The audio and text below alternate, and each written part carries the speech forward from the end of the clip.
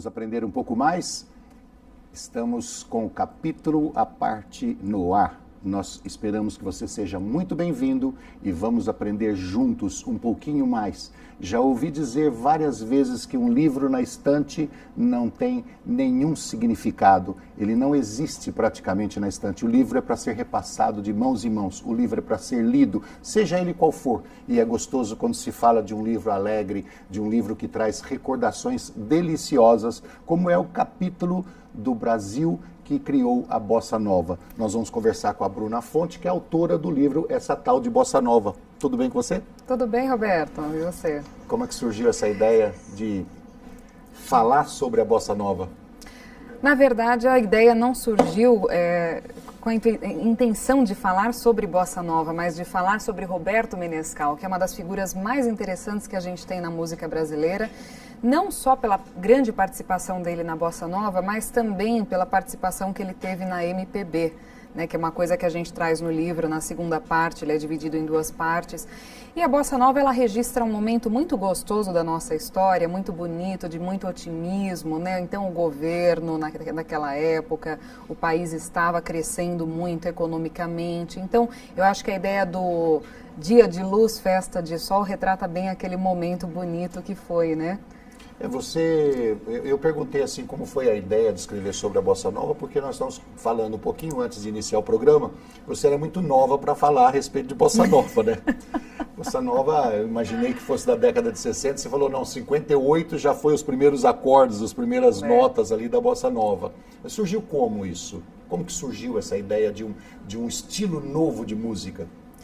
Surgiu muito até de uma forma engraçada da necessidade que eles tinham de tocar baixinho, né? Porque eles moravam todo esse pessoal da Bossa Nova que depois ficou famoso com essa música, que foi levada para o mundo inteiro, eles moravam em apartamentos onde as paredes eram muito finas, então eles tinham que tocar muito baixinho, né? João Gilberto morava nesses apartamentos, o Ronaldo Bosco ele morava, então eles tinham essa necessidade de cantar baixinho para não incomodar o vizinho, e daí nasceu esse estilo, né? O João Gilberto toca baixinho até hoje. Se tornou o estilo dele, né? Os toques de violão dele, você percebe que é bem baixo, exato, bem sutil. E a voz dele acompanha o violão, né? E ele talvez seja, digamos assim, de todo esse pessoal que passou, o único que ainda mantém todo o estilo 100% Bossa Nova. Porque ele é muito Bossa Nova, né? Ele não faz Bossa Nova, acho que ele é Bossa Nova. Ô Bruna, você sabe que eu estava olhando, Nova a gente sabe o que é, certo? Mas Bossa, eu não sei o que é Bossa. Então eu estava olhando agora há pouco no Facebook, olhando na internet, Bossa era uma gíria carioca, que significava novo estilo, novo gênero, um jeito maneiro de ser, né? Então, essa Bossa Nova era um jeito novo de se fazer música. Era isso? Isso, que na verdade não foram nem eles que deram esse nome, né? Eles fizeram um show de Bossa Nova, do que viria a ser a Bossa Nova, esse grupinho lá de trás que se reunia no apartamento da Nara Leão, e colocaram no cartaz que haveria um grupo Bossa Nova tocando. Porque justamente era uma música que não sabiam como definir, e o nome ficou, né? Ronaldo Bosco, ele que era jornalista, achou que aquilo definia bem o estilo da música que eles estavam fazendo e acabaram adotando o nome Bossa Nova, que ficou até hoje, né? E nessa época, década de 60, todos os cantores brasileiros aderiram a esse estilo ou ficou restrito a um grupo? Muitas pessoas passearam por esse estilo, né? Então você teve Elis Regina gravando Maísa, que era uma cantora de samba canção, né? De fossa, aquela coisa toda. E gravou Bossa Nova no estilo dela e ficou uma coisa muito bonita, né? Muito diferente. Então muitas pessoas sim passearam e passeiam até hoje pela Bossa Nova. Se tem duas cantoras que eu amo nessa vida, é a Maísa e a Nana Caymmi. Também gosto. Nossa, é demais, né? A Nana Caymmi é Bossa Nova? Não. Não acho. Ela já tem um estilo mais dela, né? Um estilo muito próprio, né?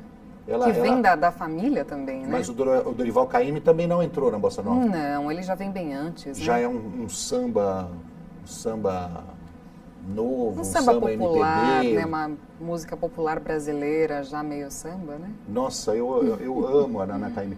Me diga uma coisa, isso daqui já é praticamente uma segunda edição, porque você tem um livro anterior, que esse daqui você fala que é o irmão gêmeo do anterior, 2012. Eu não diria nem que é uma segunda edição, ele é um complemento ao outro, né? Porque a gente contou muitas histórias no livro anterior, que era o Barquinho Vai, Roberto Menescal e suas histórias, e a gente teve o convite da Rocco na época para fazer uma continuação daquele livro com histórias que não entraram no primeiro.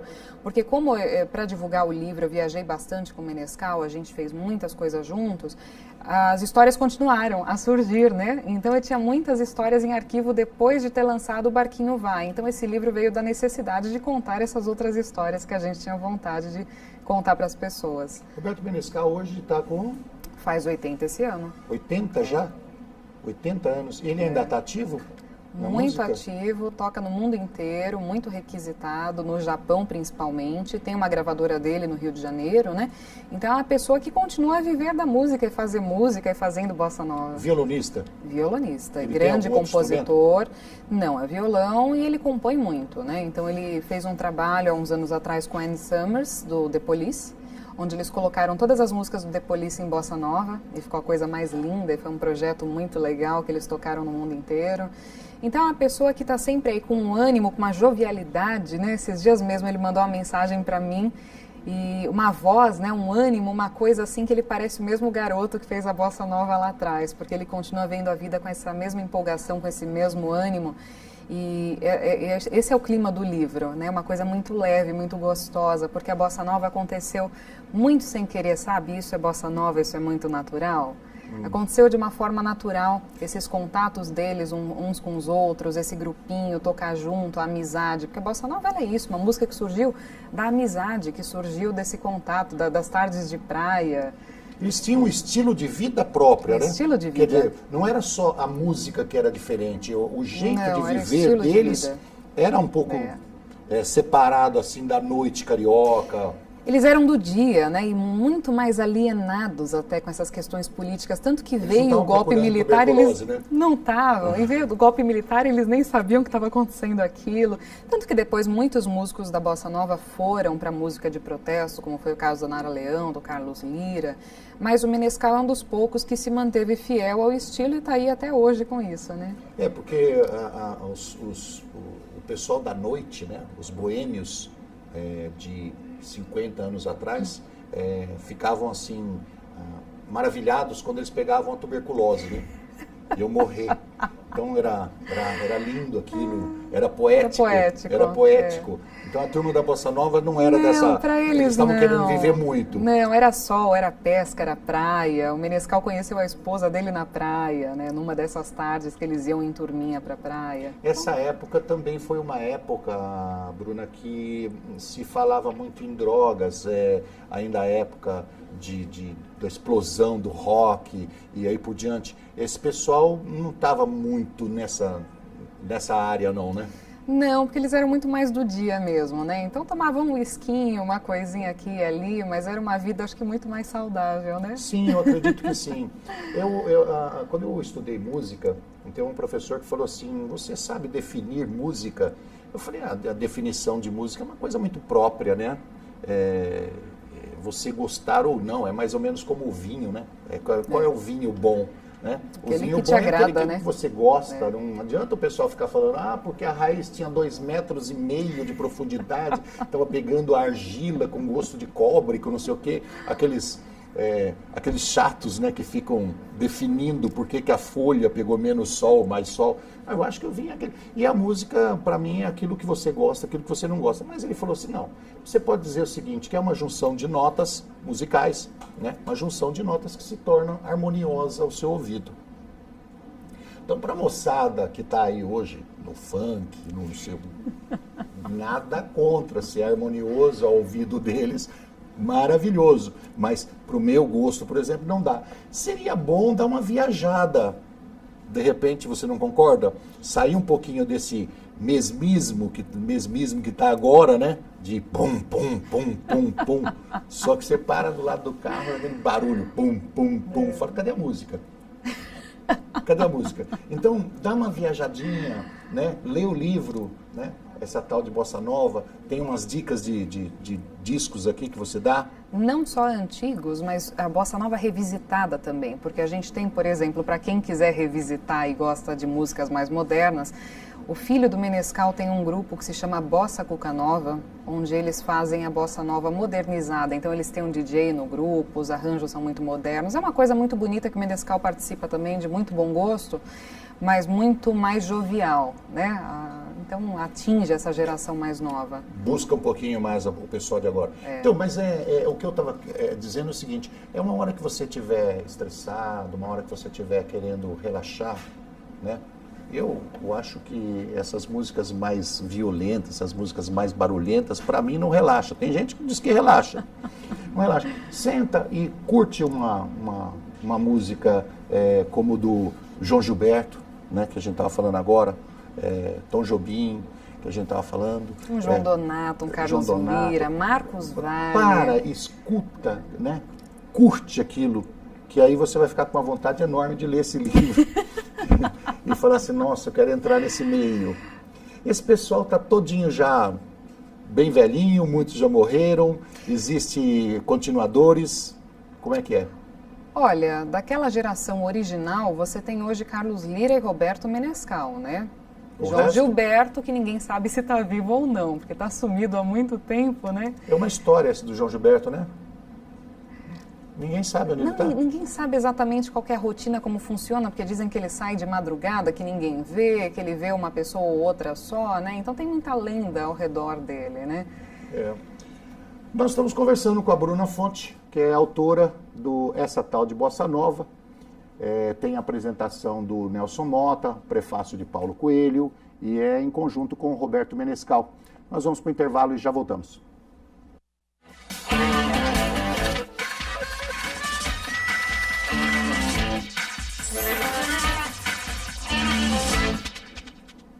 Estamos de volta com o programa Capítulo à Parte. Hoje nós estamos conversando com a Bruna Fonte, que é autora do livro Essa Tal de Bossa Nova. Ela relata para a gente mais ou menos a história de como começou, como se desenvolveu, como ficou famoso esse jeito de cantar diferente, né? Bossa, jeito.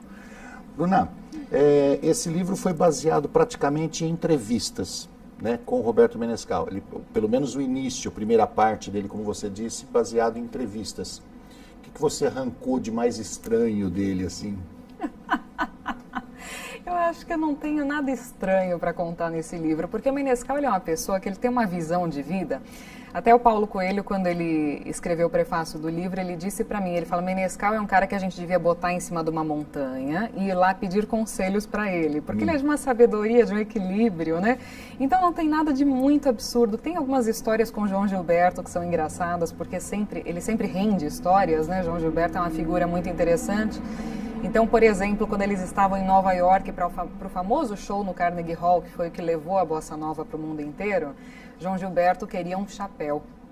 E eles passaram um dia inteiro atrás de um chapéu e não encontravam o chapéu do jeito que ele queria, porque na cabeça dele ele tinha o chapéu exato que ele precisava e não encontravam. Até que ele e Menescal entraram numa loja que só vendia chapéus, então se não tivesse um chapéu ideal naquela loja, não teria em lugar nenhum do mundo, né?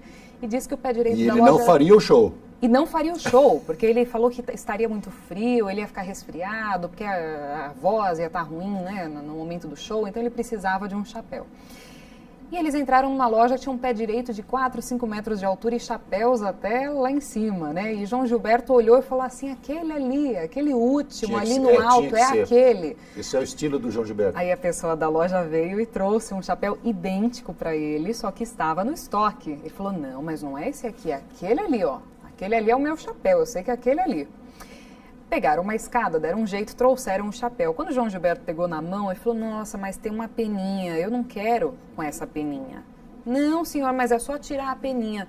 Não, mas você não está entendendo, o chapéu foi feito para ter a peninha, para existir com a peninha. Eu não posso simplesmente tirar a peninha dele e achar que vai ficar tudo bem.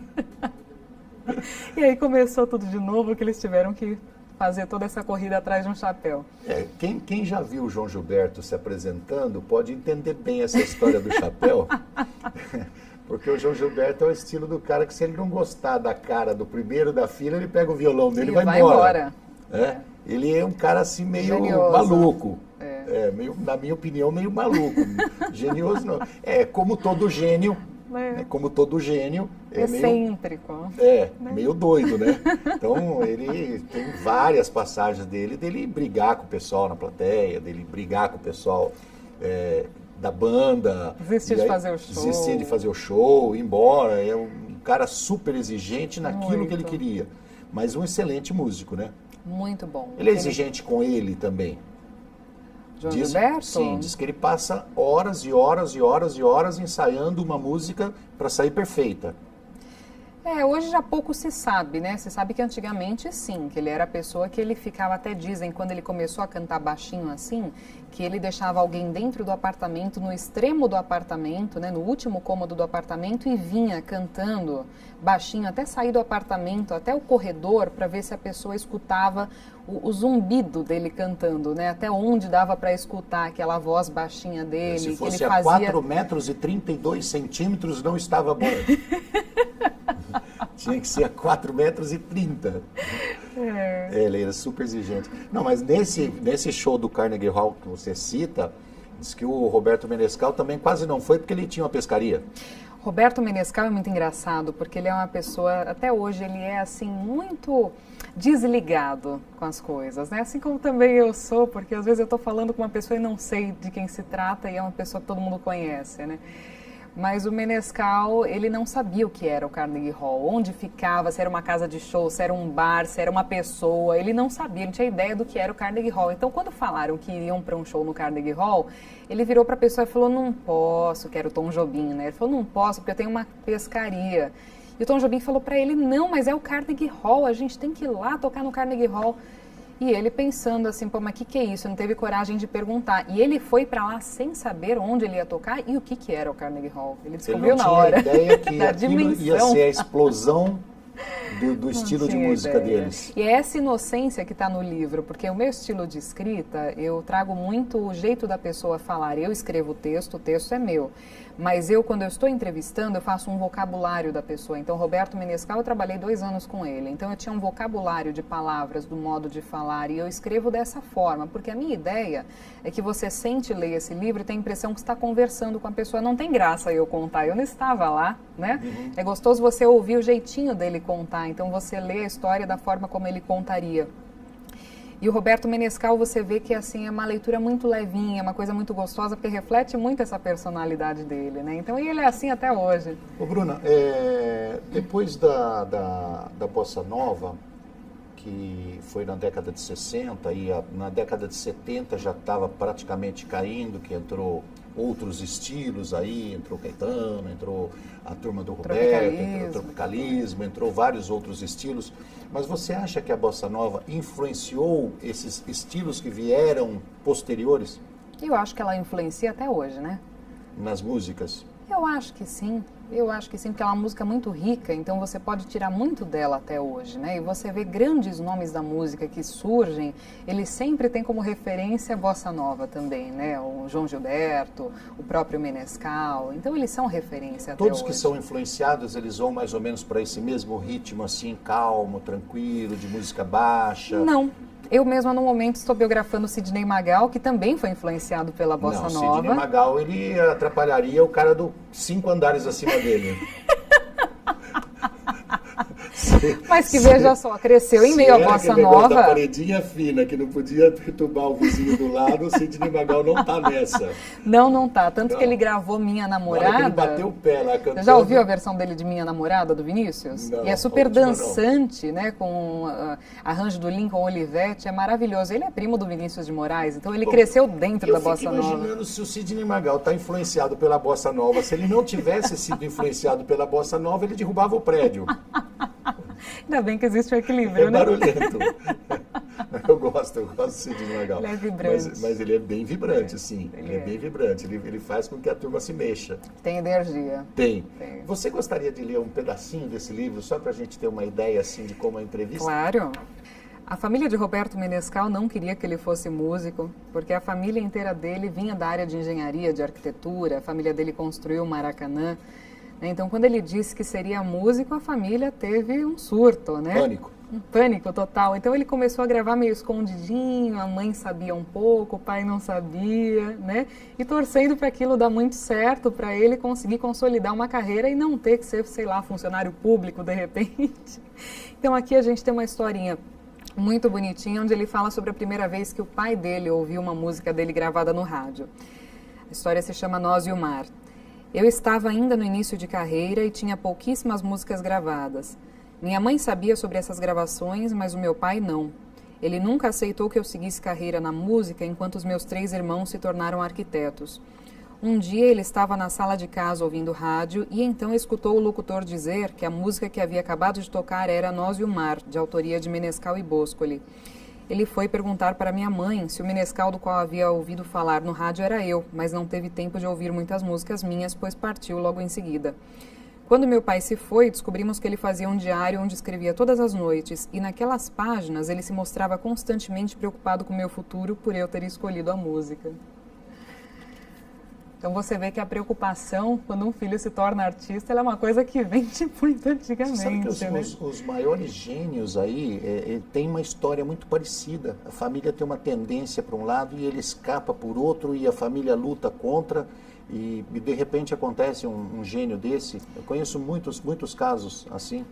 É porque você dizer para a família que você vai ser artista é muito legal enquanto é um hobby, né? Eu passei isso na minha família. Meu pai queria que eu fosse médica, né? Eu me tornei escritora, que era o que eu dizia que seria desde os 8 anos de idade.